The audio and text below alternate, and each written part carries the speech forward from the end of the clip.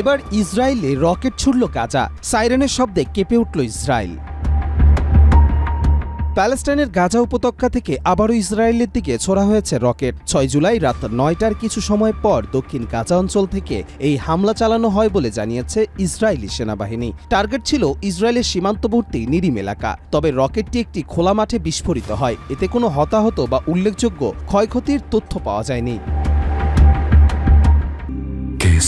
শেকড় থেকে শিখরে।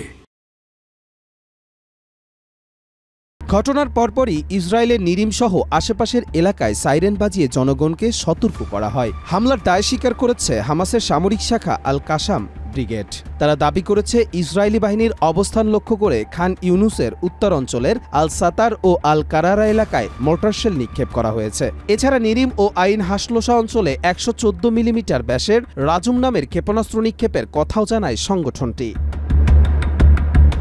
যখন গাজা ও ইসরায়েল সীমান্তে যুদ্ধবিরতির আলোচনা চলছে, ঠিক এ সময় এই হামলা নানা প্রশ্ন তুলছে। এর মাঝে নিয়মিত সংঘর্ষ, গোলাগুলি ও পাল্টা হামলার ঘটনা ঘটে চলেছে। ফলে শান্তি চেষ্টার পাশাপাশি যুদ্ধাবস্থাও বহাল থাকছে।